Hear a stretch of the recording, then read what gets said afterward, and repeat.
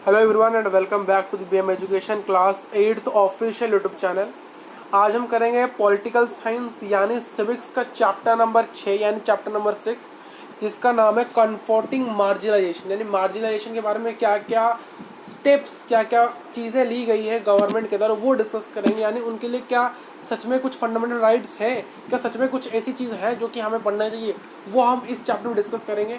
पिछले चैप्टर में डिस्कस किया था ये मार्जिनलाइजेशन क्या होता है, बेसिकली हम किनको मार्जिनलाइज्ड करते हैं, उसके बारे में हमने डिस्कस किया था पुराने क्लास में, पुराने चैप्टर के अंदर। आज नया चैप्टर है, इस चैप्टर को हम एक ही वीडियो में पूरी तरह से कंप्लीट कर रहे होंगे। आपको ये वीडियो को बड़े शांत से, बड़े प्यार से लास्ट तक देखना पड़ेगा। देखिए, मार्जिनलाइजेशन शुरू करने से पहले जानती है मार्जिनलाइजेशन क्या होता है। सेम डेफिनेशन, यही सेम डेफिनेशन मैंने पुराने चैप्टर यानी पिछले चैप्टर में आपको कहा था कि मार्जिनलाइजेशन के फिनोमेनन है जहाँ पर हम कुछ व्यक्ति को क्या करते हैं, कुछ ग्रुप ऑफ कम्युनिटीज़ को क्या करते हैं, ना हम उनको सोसाइटी के बाहर रहने देते हैं, ना सोसाइटी के अंदर, उनको हम सोसाइटी के मार्जिन में रख देते हैं। उनको हम क्यों रखते हैं? क्योंकि उनकी जो इंपॉर्टेंस है सोसाइटी के अंदर बहुत ही कम है, तो इसीलिए हम उनको क्या करते हैं, सोसाइटी के मार्जिन में रखते हैं। उनको इस सोसाइटी बाहर भी हम नहीं कर सकते। क्यों? क्योंकि अगर बाहर कर देंगे तो बहुत क्या हो जाए, इनबैलेंसिंग हो जाएगी। तो उनको हम बाहर भी नहीं किया आता। अगर उनको बाहर देखिए, कहा आता है ना, हम अगर किसी को कह दें कि हम आपके लिए बुरा सोच रहे हैं तो उसको क्या लगेगा? उसको बुरा ही लगेगा। हम अंदर ही अंदर उसके लिए बुरा सोच रहे हैं बट उसको दिखा नहीं रहे हैं। वही चीज़ हम लोग कर रहे हैं। इस समाज के लोग उनको यह महसूस करा रहे हैं कि आप समाज के अंदर हो, है कि नहीं? बट वो जब एक्चुअली उनको लगता है कि वो समाज के मार्जिन पे है। समाज के बाहर किनको लगता है? वो समाज के बाहर कौन है? जिसको इसके बारे में पता ही नहीं कोई लोग भी हैं, तो उनको लगता है वो समाज के बाहर है। बट नॉर्मल लोगों को लगता है कि वो समाज के अंदर है, बट उनको उनके साथ बिहेव ऐसे किया आता है कि उनको लगे कि वो समाज के मार्जिन पर है, मतलब समाज के थोड़े से अंदर, ज़्यादा बाहर। ठीक, शुरू करते हैं टॉपिक। इस चैप्टर का पहला टॉपिक जो कन्वर्टिंग मार्जिनलाइजेशन का पहला टॉपिक है, इवोकिंग फंडामेंटल राइट्स। उनके फंडामेंटल राइट्स के बारे में पढ़ते हैं। देखिए देखिए फंडामेंटल राइट्स एक बेसिक राइट्स है हर किसी के लिए। फंडामेंटल राइट्स वह राइट्स होते हैं, ये हर किसी का बेसिक राइट होता है, हर किसी इंडिविजुअल का। हर इंडिविजुअल का एक नेशन के अंदर उसका बेसिक राइट जो होता है वो फंडामेंटल राइट होता है। हर पर्सन के पास, हर ह्यूमन के पास ह्यूमन होने का, उस नेशन का व्यक्तित्व पाने का राइट है।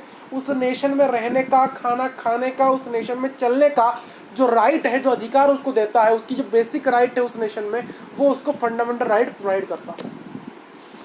देखिए, हमारा जो फंडामेंटल राइट है ये हमारे कॉन्स्टिट्यूशन में भी है, और ये कहाँ से आया है? जो फंडामेंटल राइट्स है इंडिया के संविधान में भी है। और ये कहाँ से इंस्पिरेशन, इसको कहाँ से मिली? देखिए, फंडामेंटल राइट्स की जो इंस्पिरेशन है वो अमेरिका के संविधान यानी अमेरिका के कॉन्स्टिट्यूशन से आया है। क्लियर है? देखिए, फंडामेंटल राइट्स से के वजह से, फंडामेंटल कॉन्स्टिट्यूशनल राइट की वजह से हर इंडियंस को, सभी इंडियंस को इक्वली ट्रीट किया जाता है। और उस इक्वली ट्रीट में हम मार्जिनलाइज्ड ग्रुप्स को भी इक्वली ट्रीट करते हैं। इन मार्जिनलाइज्ड ग्रुप्स को भी हम इक्वली ट्रीट करते हैं क्योंकि उनका भी एक फंडामेंटल राइट है। आदिवासी हो गए, दलित्स हो गए, मुस्लिम हो गए, ओमेन हो गए, और बहुत सारे जो मार्जिनलाइज्ड ग्रुप हैं, इन सभी को हम इस डेमोक्रेटिक इस लोकतांत्र देश के नागरिक मानते हैं, क्योंकि ये संविधान कहता है आपको ही मानना पड़ेगा। ठीक, और इनको इक्वली रिस्पेक्ट भी दिया जाता है, इक्वली राइट भी इनको प्रोवाइड किया जाता है। बहुत सारे लोग कॉन्स्टिट्यूशन को अपना एड्रेस कंसर्न बता सकते। मान लो इनके साथ कुछ हो रहा है, इनके राइट्स को हैम्पर किया जा रहा है, तो ये संविधान के कंसर्न में रखे हुए इन लोगों को कोर्ट जाना पड़ेगा, और कोर्ट पे अपने, अगर इनका राइट्स को कोई हैम्पर कर रहा है तो उसके खिलाफ क्या करना पड़ेगा? कार्रवाई करनी पड़ेगी। भाई साहब, जिस व्यक्ति ने इनके खिलाफ हैम्परिंग की, इनके फंडामेंटल राइट्स को हैम्पर किया, उसको सजा मिलेगा, वैसे पनिशमेंट मिलेगा, क्योंकि इनको भी भाई साहब इस संविधान के हिसाब से इनको भी अधिकार है इस नेशन में, इस लोकतांत्रिक, इस डेमोक्रेटिक कंट्री में रहने के लिए। ठीक, देखिए हमारा कॉन्स्टिट्यूशन क्या कहता है? हमारा कॉन्स्टिट्यूशन इनके राइट्स को बचाता है दो तरीकों से। पहला है कि इनको, अगर इनके साथ किसी ने इनके साथ मान लो किसी ने इनजस्टिस किया, तो गवर्नमेंट क्या करेगी? उसको फोर्स करेगी उस व्यक्ति को कि पनिशमेंट देने के लिए। या तो अगर कोई इनको पहचान नहीं पा रहा है, भाई साहब हमारे सामने आदिवासी चेहरे हम पहचान नहीं पा रहे, तो वो उस व्यक्ति के लिए क्या होगा, वो व्यक्ति जो उनको पहचान नहीं कर पा रहा है, तो गवर्नमेंट क्या करेगी, उनको फोर्स करेगी कि आप इनको रिकॉग्नाइज करिए, ये आदिवासी से, मुस्लिम से, ये वुमेन से, ये अदर मार्जिनलाइज्ड ग्रुप है, इनको आप ऑब्जर्व करिए, इनको रिकॉग्नाइज करिए और इनको रेस्पेक्ट करिए। गवर्नमेंट उनको फोर्स करिए। अगर कोई व्यक्ति उनको हैम्पर करता है, उनके राइट्स को कोई खिलवाड़ करता है, तो गवर्नमेंट उसको मजा सिखाई भाई साहब। और गवर्नमेंट ने उनके लिए कुछ पर्टिकुलर लॉज भी एनफोर्स किए हैं, उनके सिर्फ मार्जिनलाइज्ड कमिटीज़ के लिए। नेक्स्ट देखिए, जो स्ट्रगल है मार्जिनलाइज्ड ग्रुप्स का, ये बहुत भयंकर से इन्फ्लुएंस है, और गवर्नमेंट ने इनके लिए कुछ नए लॉज बनाए हैं, नए कानून बनाए हैं, इनके फंडामेंटल राइट्स को देखते हुए, इनके फंडामेंटल राइट्स को मद्देनजर रखते हुए इनके लिए नए कानून बनाए गए हैं, नए रिकॉग्निशंस बनाए गए हैं, नए रूल्स एंड रेगुलेशन इनके लिए बनाए गए, particularly for the marginalised committees. देखिए आर्टिकल 17 क्या कहता है भाई, आर्टिकल 17 कहता है, क्वेश्चन पूछता है आपके एग्जाम में, क्वेश्चन पूछा है what does the article 13 article 17 indicates. ये आर्टिकल 17 इंडिकेट क्या करता है, याद रखना, आर्टिकल 70 यानी अबोलिशमेंट ऑफ अनटचेबिलिटी, यानी छुआछूत को दूर करना भाई साहब। क्या कहा, आर्टिकल 70 ऑफ द कॉन्स्टिट्यूशन क्या कहता है, अनटचेबिलिटी हैज बीन अबोलिश्ड, यानी छुआछूत इस देश से अबोलिश्ड है, इस देश से नहीं। अगर कोई व्यक्ति छुआछूत यानी अनटचेबिलिटी करता हुआ पकड़ा गया, भाई साहब उसकी लंका लगा देंगे, उसकी लंका लगा देंगे। इसका मतलब क्या है, अगर किसी ने, यहाँ पर एक और चीज़ है, हर किसी को एजुकेशन भी मिलना है, हर किसी को एजुकेशन भी देने का सरकार का है कि हर एक मार्जिनलाइज्ड पीपल्स को एजुकेट करेंगे। क्यों, अगर कोई व्यक्ति दलित या फिर अदर मार्जिनलाइज्ड ग्रुप्स को प्रिवेंट कर रहा है पढ़ाई से, तो उसको पनिशमेंट मिलेगी। अगर कोई व्यक्ति ऐसा है, उनको अलाउ नहीं करने दे रहा है, टेम्पल में, पब्लिक फैसिलिटी में अलाउ नहीं किया जा रहा है, अगर कोई ऐसा है, कुछ ग्रुप्स है क्या कर रहे हैं, जो मार्जिनलाइज्ड कमिटीज़ को ना मंदिर में अंदर आने दे रहे हैं, एंट्री दे रहे हैं, ना किसी पब्लिक फैसिलिटी में एंट्री दे रहे हैं, या फिर उनको मिल रहा है उसका फ़ायदा मिल रहा है, या फिर उनको एजुकेशन देने में फ़ायदा नहीं मिल रहा है, तो गवर्नमेंट वहाँ पर स्ट्रिक्ट एक्शन लेगी उन लोगों के खिलाफ जो ये सब कर रहे हैं। ठीक, नेक्स्ट आर्टिकल 15, ये क्वेश्चन पूछता है आर्टिकल 15 क्या इंडिकेट करता है हमारे कॉन्स्टिट्यूशन का। देखिए आर्टिकल 15 कहता है हमारे संविधान का कि कोई भी सिटीजन, कोई भी नागरिक भारत का डिस्क्रिमिनेशन नहीं कर सकता किसी के साथ, यानी कोई भी व्यक्ति किसी के साथ डिस्क्रिमिनेशन नहीं कर सकता उसके रिलीजन के बेसिस पर, उसके कलर, रेस यानी उसके कलर के बेसिस पर, उसके कास्ट के बेसिस पर, उसके सेक्स के बेसिस पर और उसके जन्म स्थान के बेसिस पर। तो इस चीज़ से क्या हो, जो दलित को लगा कि अब हम इक्वल होने लगे इस सोसाइटी के साथ, इक्वली मिलने लगे भाई साहब। बहुत सारे अदर प्रोविजन से, अदर लॉज है जो कि कॉन्स्टिट्यूशन के अंदर है, जहां पर कहा गया है कि अगर कोई मार्जिनलाइज्ड कमिटीज़ को एक्सप्लॉइट करता है, उस चीज़ को प्रोहिबिट किया गया, यानी किसी भी तरीके का मार्जिनलाइज्ड ग्रुप्स को, कमिटीज़ को, उनके घर को, उनके प्रॉपर्टीज़ को कहीं पर भी एक्सप्लॉइट करना, उनको ख़राब करना, ये प्रोहिबिट है, ये पूरी तरह से बंद है। इसके लिए बहुत सारे कानून है हमारे संविधान के अंदर। नेक्स्ट, समय के समय यानी टाइम टू टाइम क्या होता है, जो मार्जिनलाइज्ड या फिर माइनॉरिटीज़ को अपने वॉइस को रेज करना पड़ता है और उनको इक्वल के लिए और ट्रीटमेंट के लिए मांगना पड़ता है, आवाज़ उठानी पड़ती है। इसलिए मैं कहता हूँ अगर किसी की आवाज़ दबी है तो उसका आवाज़ उठाओ, वो सरकार तक पहुँचेगी, सरकार आपके खिलाफ क्या करेगी, आपके खिलाफ कुछ ऐसा करेगी जो कि आपके ही हित में हो, और जिसने भी आपके साथ कुछ किया उसको पनिशमेंट मिलेगी, भयंकर से मिलेगी भाई साहब, लंका लगा देंगे उसकी भाई साहब, लंका लगा देंगे। नेक्स्ट टॉपिक देखते हैं, laws for marginalised group. Marginalised groups के लिए कुछ लॉज बनाए गए, वो लॉ को आइए डिस्कस करते हैं। आइए दोस्त, आइए डिस्कस करते हैं। पहला लॉ देख, उनके लिए कुछ स्पेसिफिक लॉज है, कुछ पॉलिसीज है सिर्फ मार्जिनलाइज्ड ग्रुप्स के लिए हमारे कंट्री के अंदर। देखिए गवर्नमेंट क्या करती है, गवर्नमेंट क्या कर रही है, उनके लिए कुछ एफर्ट्स कर रही है, उनको प्रमोट करने के लिए इन पॉलिसीज़ को एग्जीक्यूट करने के लिए गवर्नमेंट अपना बहुत काम लगाती है उनके पीछे, क्योंकि जिस प्रकार से उनको इक्वल ट्रीटमेंट मिले इस समाज के अंदर, और उनको अपॉर्चुनिटी देने के लिए भी गवर्नमेंट बहुत चेष्टा कर रही होती है, बहुत क्या कर रही होती है, चेष्टा, बहुत चीज़ें बढ़ा रही होती है, बहुत कानून लाती रहती है कि जिनसे इनको भी इक्वल अपॉर्चुनिटी मिल जाए इस देश के अंदर।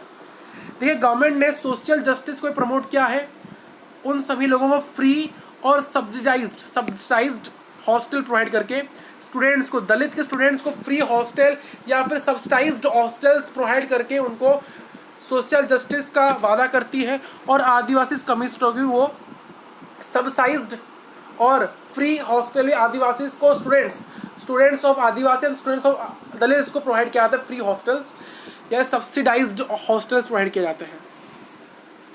इसीलिए एक रिजर्वेशन पॉलिसी लाई गई है इनके लिए यहाँ पर। इसीलिए उन सब, देखिए हम क्या करते हैं, हम अपने में ही लगे रहते हैं भाई साहब, हम अपने में ही लगे रहते हैं। देखिए हमारे ना बहुत लोग ऐसे हैं जिनके कोई जान परिचय वाला होता है, उनको वहाँ रख देता है, तो इससे क्या होने लगा, उनको सीट नहीं मिली कहीं पर भी उनको सीट नहीं मिली। तो इसलिए क्या क्या उनके लिए कुछ सीट्स रिजर्व कर दी गई। इसलिए इस क्षेत्र के अंदर जो रिजर्वेशन पॉलिसी बहुत सिग्निफिकेंट है और बहुत हाईली ज़रूरी था, बहुत ज़रूरी था। कुछ लॉज ऐसे बनाए गए जिनके लिए उनके लिए सीट को रिजर्व किया गया एजुकेशन के अंदर और सरकार के अंदर, यानी कुछ गवर्नमेंट वैकेंसीज के अंदर, एजुकेशन के अंदर, कॉलेज के अंदर, यूनिवर्सिटी के अंदर उनके लिए कुछ सीट्स को रिजर्व किया गया, ऐसे लॉज बनाए गए। नेक्स्ट, उनके लिए एम्प्लॉयमेंट, दलित्स के लिए एम्प्लॉयमेंट, आदिवासी के लिए एम्प्लॉयमेंट, ये बहुत बड़ा एग्रीमेंट है हमारे सोसाइटी के अंदर। यानी दलित और आदिवासी को एम्प्लॉयमेंट मिलना बहुत बड़ी बात हो गई वैसा, जो कि मिलती नहीं सोसाइटी में। तो गवर्नमेंट ने इस चीज़ को भी ध्यान दिया है और देखा है कि हर किसी आदिवासी को, हर किसी दलित को क्या मिलेगा, एम्प्लॉयमेंट मिलेगा ही मिलेगा, ठीक। और उनको अगर कोई व्यक्ति ऐसा है जिनको जो भी उनको अपॉर्चुनिटी देने के लिए मना कर रहा है, उनको सीखने के लिए मना कर रहा है, काम करने के लिए मना कर रहा है, या फिर उनके लिए कुछ नए डेवलप स्किल्स को सीखने के लिए मना कर रहा है, तो उस व्यक्ति के ऊपर कार्रवाई की जाएगी। यानी गवर्नमेंट ये अपनी जोर लगा रही है कि हर किसी दलित को, आदिवासी को और अदर मार्जिनलाइज्ड कम्युनिटीज़ को क्या मिलेगा, एम्प्लॉयमेंट मिलेगा, अपॉर्चुनिटी मिलेगा किसी चीज़ को सीखने के लिए, किसी काम को करने के लिए, नए स्किल्स को डेवलप करने के लिए, नए स्किल को असिस्ट करने के लिए भी उनको अपॉर्चुनिटी मिलेगा। हर एक मार्जिनलाइज्ड ग्रुप, दलित हो, मुस्लिम हो, आदिवासी हो या फिर ओमेन हो, कोई भी हो। नेक्स्ट पॉइंट देखिए, गवर्नमेंट ने एक लिस्ट निकाली है शेड्यूल कास्ट के लिए, या फिर दलित हो गया, या फिर शेड्यूल ट्राइब के लिए, बैकवर्ड के लिए, या फिर most of the backward caste के लिए। इनके लिए गवर्नमेंट ने बहुत लिस्ट लगाई, एससीज के लिए, एसटीज के लिए, दलित्स के लिए, हर किसी का लिस्ट है। उनके लिस्ट के बेसिस उनके काम किए जाते हैं। देखिए ये गवर्नमेंट, ये सिर्फ सेंट्रल स्टेट गवर्नमेंट के पास नहीं है, सेंट्रल गवर्नमेंट के पास भी इनका लिस्ट है। जो स्टूडेंट्स एजुकेशनल इंस्टीट्यूट में अप्लाई कर रहे हैं, जो बच्चे मार्जिनलाइज्ड कम्युनिटीज़ हैं जो अप्लाई कर रहे हैं एजुकेशन इंस्टीट्यूट्स के अंदर या फिर गवर्नमेंट के अंदर किसी पोस्ट के लिए, यानी किसी नौकरी के लिए अप्लाई कर रहे हैं, तो उनको वहाँ पर यह एक्सपेक्ट किया जाएगा उन बच्चों से कि वो अपना कास्ट सर्टिफिकेट या फिर ट्राइब स्टेटस दिखाए। अगर कोई बच्चा बैकवर्ड क्लास का है, दलित है, मुस्लिम है, ओमेन है, या फिर किसी मार्जिनलाइज्ड कमिटीज़ का व्यक्ति है, मेंबर है, उसको अगर कहीं पर एजुकेशनल रिजर्वेशन सीट चाहिए, एजुकेशन इंस्टीट्यूट में पढ़ना है, उसको सीट चाहिए या फिर उसको नौकरी चाहिए गवर्नमेंट के अंदर, तो उसे अपना प्रूफ दिखाना पड़ेगा कि सरकार उससे एक्सपेक्ट करती है, उस बच्चे को या फिर उस व्यक्ति को ये प्रूफ दिखाना पड़ेगा कि वो अपना ट्राइब स्टेटस, उसकी ट्राइब का स्टेटस क्या है और उसका कास्ट क्या है, वो कहाँ से बिलोंग करता है, उसको दिखाना पड़ेगा। अगर वो बैकवर्ड क्लास से है तो नहीं दिखाना पड़ेगा। अगर वो है मार्जिनलाइज्ड कमिटी से तो उसको अपना कास्ट सर्टिफिकेट या फिर उसको अपना ट्राइब स्टेटस दिखाना पड़ेगा। सरकार उनसे यह उम्मीद रखती है। Inform the caste and tribe certificates, तो गवर्नमेंट उनसे उनका स्टेटस पूछते ही उनको सर्टिफिकेट मांगती है। उनसे क्या मांगती है? सर्टिफिकेट मांगती है, ट्राइब सर्टिफिकेट या फिर कास्ट सर्टिफिकेट। उनके लिए अलग अलग स्कॉलरशिप प्रोग्राम्स भी रन किए जा रहे हैं सरकार के द्वारा, गवर्नमेंट के द्वारा। उनके लिए कुछ लॉज बनाए गए हैं वेजेस से रिलेटेड, यानी उनको इतना, अगर वो काम कहीं कर रहे हैं तो मिनिमम उनका इतना पैसा मिलना ही चाहिए भाई साहब। उनके कल्चरल राइट्स के लिए, एजुकेशनल राइट्स के लिए, उनके एक्सप्लॉयटेशन के अगेंस्ट राइट के लिए, ये सभी चीज़ें मार्जिनलाइज्ड ग्रुप्स के लिए बनाई जा रही है और बनाई जाएगी, और ये अभी भी चल रही है। अगर कोई भी उनको भाई मना कर रहा है अपॉर्चुनिटी, तो उस व्यक्ति को पनिशमेंट मिलेगा ही मिलेगा भाई साहब, ठीक। नेक्स्ट टॉपिक पढ़ते हैं, protecting the rights of Dalits and Adivasi. Dalit और आदिवासी के राइट्स को प्रोटेक्ट करना नेक्स्ट टॉपिक। आइए पॉइंट समझते हैं मेरे यार। देखिए हमारे कंट्री के अंदर कुछ स्पेसिफिक लॉज हैं जो प्रोटेक्ट करते हैं डिस्क्रिमिनेशन और एक्सप्लॉयटेशन के खिलाफ। यानी कुछ ऐसे स्पेसिफिक लॉज हैं जो कि डिस्क्रिमिनेशन और एक्सप्लॉयटेशन के खिलाफ है मार्जिनलाइज्ड कम्युनिटीज़ के। देखिए जो एसीज हैं, जो शेड्यूल कास्ट हैं, जो शेड्यूल ट्राइब हैं, schedule caste and schedule tribe prevention of atrocities act, एक एक्ट है जो कि 1989 में बनाया गया था दलित्स को और आदिवासी को प्रोटेक्ट करने के लिए against the domination and violence of the powerful cast.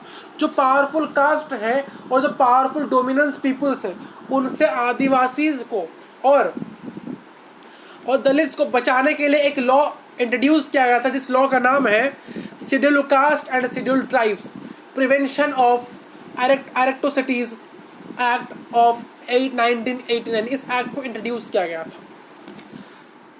बहुत सारे ऐसे असर्टिव दलित ग्रुप्स हैं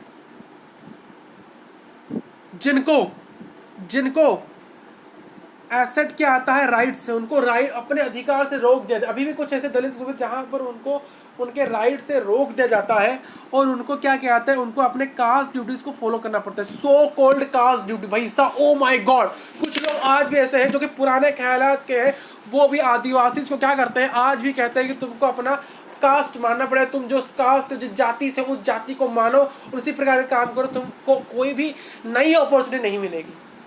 ठीक, और वही लोग उनको इक्वली ट्रीट के लिए ही मना करते हैं। तो इसलिए नए कानून है, इसलिए नए स्पेसिफिक लॉज बनाए गए उनके लिए। ठीक है, 1970s और 1980s में आदिवासीज को सक्सेसफुली ऑर्गेनाइज, आदिवासी लोगों ने अपने आप को सक्सेसफुली क्या किया, ऑर्गेनाइज किया और अपने इक्वल राइट्स की डिमांड की, अपने लैंड रिसोर्स को कहा कि भाई साहब इतने समय के बाद जब सरकार ने उनका साथ दिया तो आदिवासी को क्या मिला, एक उत्साह मिली, एक अपने अंदर एक जोश की भावना मिली कि अब हम अपने लिए क्या कर सकते हैं, अपनी आवाज़ उठा सकते हैं। अगर किसी ने हमारे लिए कुछ किया है, अगर किसी ने हमारा बुरा चाहा तो हम उसके खिलाफ आवाज़ उठाएंगे, अपने ज़मीन को उसको नहीं बेचेंगे, आप अपने ज़मीन को खुद बचाएंगे और अपने आवाज़ को, अपने वॉइस को रेज करेंगे। तो 1970s और 80 तक आते आते आदिवासी सेल्फ इंडिपेंडेंट हो चुके थे, सेल्फ मोटिवेटेड भी हो चुके थे। देखिए कुछ ऐसे भी एक्ट्स हैं जो कि डिस्ट्रिगाइज करते सेवरल लेवल्स ऑफ क्राइम। अगर किसी ने आदिवासी के खिलाफ कुछ क्राइम्स किए तो उसके लिए भी स्पेसिफिक एक्ट है और लॉज हैं। ठीक है, इसके अंदर कुछ ऐसे मोड ऑफ ह्यूमिलिएशन है, यानी उनके साथ क्रुएल्टी, जो क्रुएल्टी की भावना की जा रही है, फिजिकली की भी क्या की जा रही है और मोरली भी की जा रही है आदिवासी के साथ, वो बहुत भयंकर लोग। कुछ लोग ऐसे भी थे जो आदिवासी के साथ फिजिकली हो गया, मेंटली हो गया, उनके साथ ह्यूमिलिएशन करते, यानी ब्रूटली क्रुएल्टी की भावना दिखाते थे, ऐसा घृणा की भावना दिखाते। उससे बदतर केस हुए आदिवासी के साथ, क्या क्या हुआ है वो कहा नहीं जा सकता आपको। देखिए इसीलिए क्या हुआ, कुछ एक्शंस लिए गए दलित्स के ऊपर और आदिवासी के ऊपर कि उनको कहा गया कि आपको अपने रिसोर्सेज को यूज़ करना, उसको संभाल के रखने के लिए उनके लिए कुछ एक्शंस लिए गए, जिस प्रकार से उनके जो रिसोर्सेज है, उनके लैंड है, उनके खाना है, पीना है, उनका कल्चर, उससे उनको कोई भी ना छीन सके, इसलिए उसके खिलाफ कुछ एक्शंस लिए गए और उनको स्लेव लेबर से ही बचाया गया। उनको बचाया गया कि आप स्लेव लेबर्स, जो उनको स्लेव लेबर्स के लिए फोर्स कर रहे हैं, उनसे भी उनको मना किया गया। अगर कोई आदिवासी कहीं पर ही स्लेव लेबर करता पकड़ा आता है, जिसने उसको कराया उसको बहुत पनिशमेंट मिलेगी। देखिए जो क्राइम्स होते हैं दलित और ट्राइबल वुमेन के खिलाफ, वो एक अलग प्रकार का है। जो ट्राइबल वुमेन्स है, जो ट्राइबल दलित वुमेन है, उनके ऊपर ही कुछ स्पेसिफिक क्या होते हैं, स्पेसिफिक क्राइम होते हैं जो कि अलग प्रकार के क्या होते हैं। उनके साथ बहुत सारे वुमेन्स को फोर्स किया आता है, वो चीज़ करने के लिए जो करना नहीं चाहते, तो वो जो स्पेसिफिक क्राइम वो एक अलग प्रकार का क्राइम हो जाता है। एक क्वेश्चन पूछा आता है, what do mean by manual scavenging. ये क्वेश्चन पूछा आता है, what do mean by manual scavenging. ये मैनुअल स्कैवेजिंग क्या होता है, आपके एग्जाम में पूछा आता है।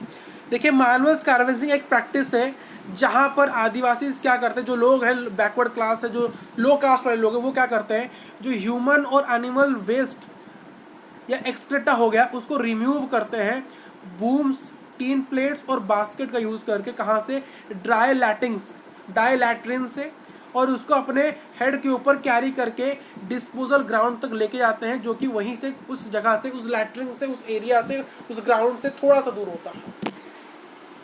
ठीक, आइए देखिए 1993 में क्या होता है, जो सरकार होती है वो employment of manual scavenging and construction of dry latrines provision act introduce करते हैं, जिससे मैनुअल स्कैवेजिंग को बंद किया जा सके, जो कि लोअर कास्ट, दलित या फिर आदिवासी लोग क्या करते हैं, उसको बंद करने के लिए इस एक्ट को लाया गया 1993 में। इससे क्या, मैनुअल स्कैवेंजिंग की और कंस्ट्रक्शन ऑफ ड्राई लैट्रिन्स की जो एम्प्लॉयमेंट थी वो ख़त्म हो गई। पहले आदिवासी को, दलित को यहाँ पर नौकरी मिलती थी कि वो डाई लैट्रिन करे, की कंस्ट्रक्शन करें या फिर उनके मैनुअल स्कैवेंजिंग करें, स्कैवेंजर्स बने। उस चीज़ को बंद किया गया इस लॉ को आने के बाद। आपने अभी एक चीज़ नोटिस किया, जो इंस्टेंस है एरिस्टोसिटीज के अगेंस्ट, जो एरिस्टोसिटीज यानी जो अपर कास्ट वाले लोग हैं, उनका जो सोच है दलित्स के खिलाफ, माइनॉरिटीज़ के खिलाफ और लोअर सेक्शन ऑफ सोसाइटी के खिलाफ, ठीक, वो थोड़ी सी सुधर चुकी है। वो तो सिचुएशन है वो थोड़ी सी सुधर चुकी है, या फिर उस चीज़ को थोड़ा सा हमें ध्यान देना चाहिए सरकार के द्वारा कुछ लॉज बना के। यानी जैसे कि क्या होता है ना, जो अपर कास्ट, देखे लॉज, देखे सरकार ने उनके लॉज के लिए, उनके लिए कितना भी कुछ कर लिया हो, बट जो इंसान है ऊपर कास्ट में बैठा है वो तो उनके लिए खराब सोचेगा ही सोचेगा। तो वो जो उनकी जो भावना है, जो ऊपर कास्ट के लोग हैं, जो अरिस्टोसिटीज है, उनकी जो भावनाएं नीचे जात वाले लोगों के खिलाफ या फिर जो दलित और माइनॉरिटीज़ के खिलाफ, लोअर सोसाइटी के खिलाफ, उसकी जो सोच को मिटाने के लिए भी सरकार को कुछ लॉज इम्प्लीमेंट करने चाहिए। देखिए अभी कुछ रिसेंट डेथ हुए हैं किनके, स्वेज वर्कर्स के, और जिसका कुछ हॉरिफिक पिक्चर आप अपने किताब को पलटिए वहां आपको देखने को मिलेगा। एडमिनिस्ट्रेशन इसलिए यानी प्रशासक, जो प्रशासन के सामने यानी एडमिनिस्ट्रेशन के सामने, जो कि हमें यह सोचने मजबूर कर देती है, यानी एक व्यक्ति है जो कि मैनुअल स्कैवेंजिंग कर रहा था, उसी समय वो क्या हुआ, उसके अंदर अटक गया, तो इसलिए उसकी मृत्यु हो गई, उस व्यक्ति की मृत्यु हो गई। तो ये चीज़, ये जो घटना हमें यह सोचने मजबूर करता है कि आज हम जो इस मॉडर्न एरा में, हम जो आर्टिफिशियल टेक्नोलॉजी के एरा में जीवित रह रहे हैं, वहाँ पर भी हमें इस मैनुअल स्कैवेंजिंग तभी डिपेंड है। यानी जो एडवांस है, तो टेक्नोलॉजी का जो एडवांसमेंट एरा चल रहा है, इस एरा में भी हम अभी भी डिपेंड है उस मैनुअल स्कैवेंजिंग के। भाई साहब, हर चीज़ तो मॉडिफाइड है, हर चीज़ तो रोबोटिक है, तो ये क्यों है रोबोटिक हो भाई, ये क्यों भाई इंसान करे, इंसान इसको क्यों करे भाई, इंसान क्यों करे भाई, हर चीज़ रोबोट करेगा बट लैट्रिन सफा भाई इंसान करे, क्यों, ऐसा क्यों? तो इसीलिए सरकार ने कहा है इस चीज़ पे, ये जो एक्ट आया है सबसे बढ़िया एक्ट है कि जो मैनुअल स्कैवेंजिंग से पूरी तरह से बैन कर दिया इंडिया में। अगर कोई करता हुआ इसे पकड़ा जाए ना, उसको भाई सब भयंकर पनिशमेंट मिलेगी, वो आप सोच नहीं सकते। नेक्स्ट टॉपिक शुरुआत करते हैं, लास्ट टॉपिक इस चैप्टर का, आदिवासी डिमांड्स एंड द 1898 एक्ट। आदिवासी ने क्या डिमांड किया और 1898 का एक्ट। देखिए ये जो 1889 सॉरी 1989 का जो एक्ट है, ये इम्पोर्टेंट क्यों है, ये एक्ट क्यों, why this 1989 act is important, question आता है यहाँ से, क्यों इम्पोर्टेंट है? क्योंकि जो आदिवासीज है यहाँ पर डिफेंड करते हैं अपने right to occupy land and that was their traditional there. क्या 1989 एक्ट इम्पोर्टेंट इसीलिए है क्योंकि अगर आदिवासी के लैंड को उनसे कोई छीनना चाह रहा है या फिर दबोचने की कोशिश कर रहा है उनके लैंड को, जो उनके लिए ट्रेडिशनल है, वो व्यक्ति ऐसा नहीं कर सकता, क्योंकि उसी समय आदिवासी के पास ये हक है कि वो डिफेंड कर सकते हैं उस व्यक्ति से कि वो उसके लैंड को ना ले।